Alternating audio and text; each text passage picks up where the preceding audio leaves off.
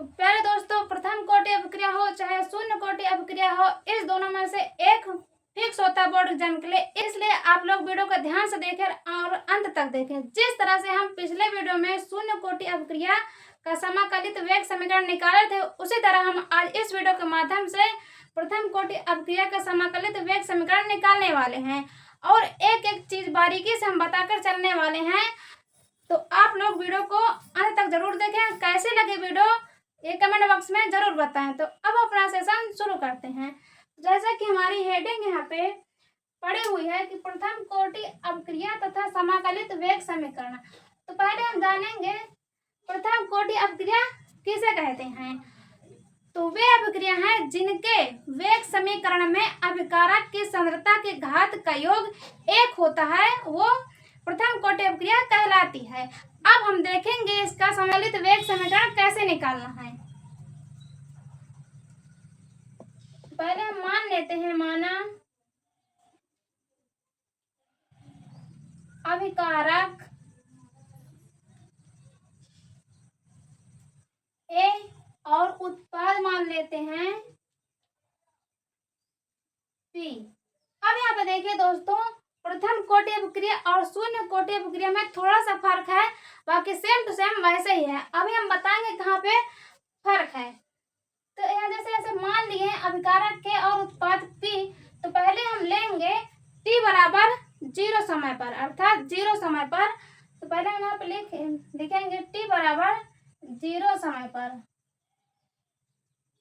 तो जब हम टी बराबर 0 समय पर लेंगे, हमारा अभिकारक मान लेते ए है, और जब समय 0 रहेगा, अभिकारक कुछ कार्य नहीं करेगा, तो उत्पाद नहीं बनेगा, तो उत्पाद हमारा हो जाएगा 0। अब हम लेंगे टी समय बाद,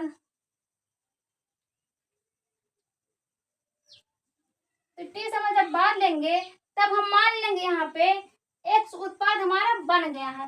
तो जब x उत्पाद बन गया है तो अभिकारक से x कम हो जाएगा। तो पहले हमारा a था, अब यहाँ पे जब x बन गया तो यहाँ पे हो जाएगा a माइनस एक्स। अब आगे समीकरण को हम सरल रूप में हल करने के लिए यहाँ पे मान लेंगे a माइनस एक्स बराबर मान लेंगे a0। तो अब ये हो जाएगी अंतिम सांद्रता और ये हो जाएगी प्रारंभिक सांद्रता। इतना करने के बाद हम लिखेंगे वेग समीकरण। अब वेग समीकरण हमारा क्या होता है, वेग इक्वल टू के सांद्रता n लिखेंगे पावर। अब n क्या है, कोटि है, तो यहाँ पे n बराबर हम क्या मानेंगे, n बराबर 1, क्योंकि हमारा ये प्रथम कोटि अभिक्रिया है। तो जब 1 मान लेंगे इसे, अब यहाँ पे लिखेंगे हम वेग। तो देखिए वेग कैसे लिखना है, यहाँ पे लिखेंगे d अपन dt। अब अभिकारक हमारा a है, तो यहाँ पे लिखेंगे a इक्वल टू, और यहाँ पे एक बात और ध्यान देना, हम अभिकारक का वेग हमेशा माइनस में रखते हैं। यहाँ पे माइनस का चिन्ह लगाएंगे और इधर हो जाएगा हमारा के a की पावर 1 रख देंगे। अब ऐसे हम कर लेंगे सॉल्व। तो a को इधर एक तरफ ला लेंगे और d2 को इधर भेज देंगे, तो ये हमारा हो जाएगा minus d a upon a equal to, यहाँ पे हो जाएगा a इंटू हो जाएगा dt। ये इतना हो गया। अब इस माइनस को हम इधर भेज देंगे और इधर से हटा देंगे। इतना करने के बाद मान लेंगे इसे समीकरण 1।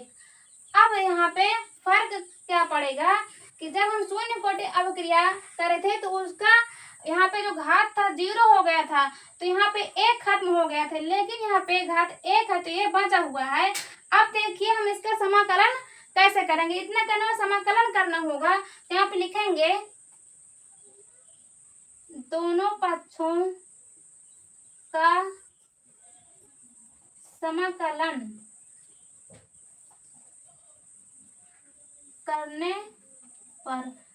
अब जब इसका हम समाकलन करेंगे तो ध्यान से देखिएगा, यहाँ पे समाकलन का चिन्ह लगाएंगे और इसे लिखेंगे डी ए अपन ए।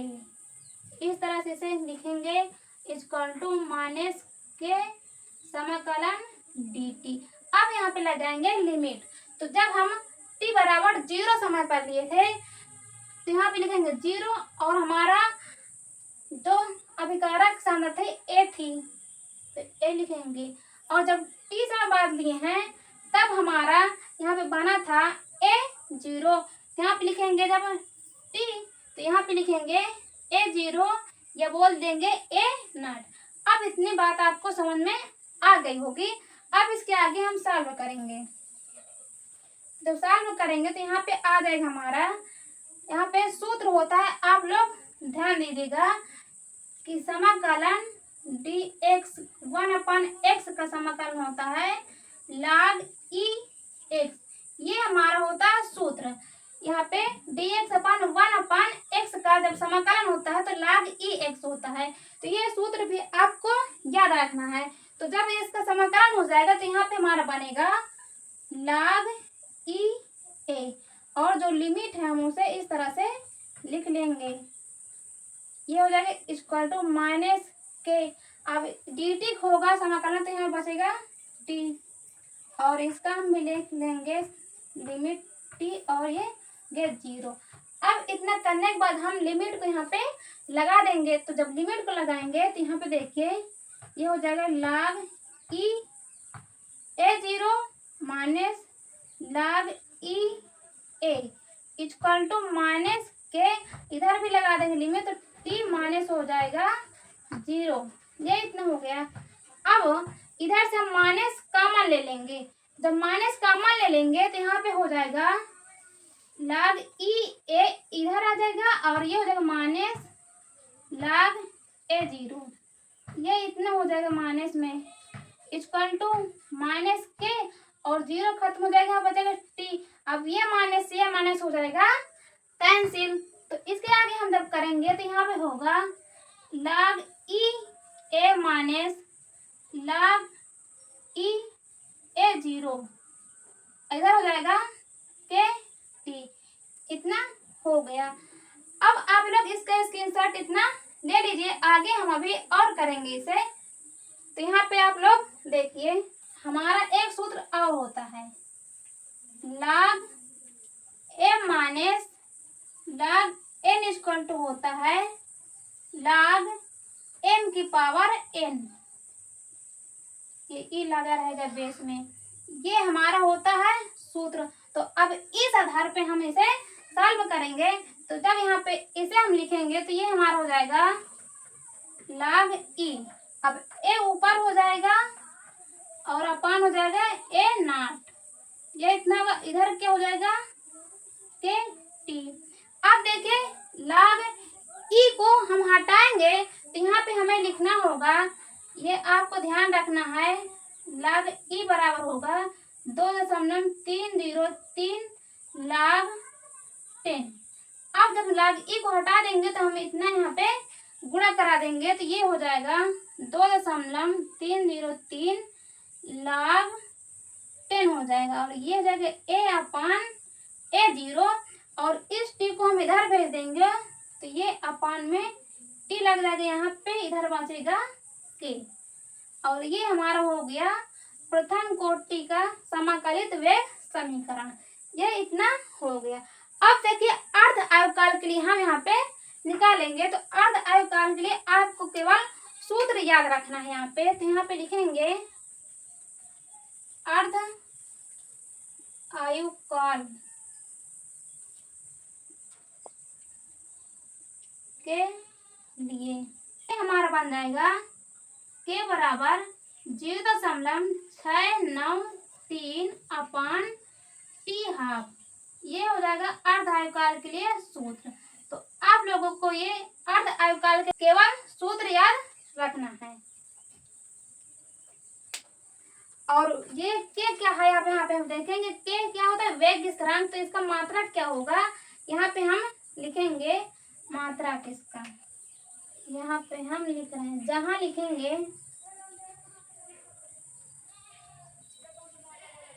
ए क्या है हमारा प्रारंभिक सांद्रता,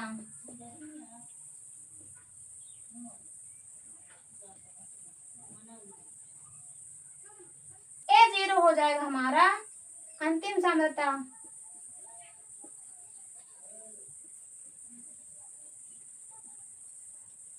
और के हमारा हो जाएगा वेग स्थिरांक।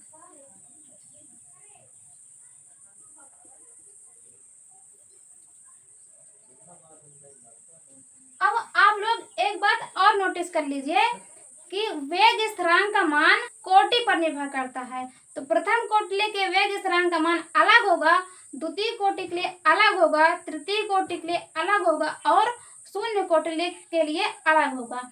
और जो शून्य कोटि होती है वो सांद्रता पर निर्भर नहीं करती है। तो अब दोस्तों आपको इतना समझ में आ गया होगा, तो इसके स्क्रीनशॉट आप लोग ले लीजिए। अब हम मिलते हैं नेक्स्ट वीडियो में। समाकलित वेग समीकरण के प्रथम कोटि अपक्रिया से संबंधित न्यूमेरिकल लेकर आने वाले हैं, तो आप लोग उस वीडियो को देखना न भूलें। धन्यवाद।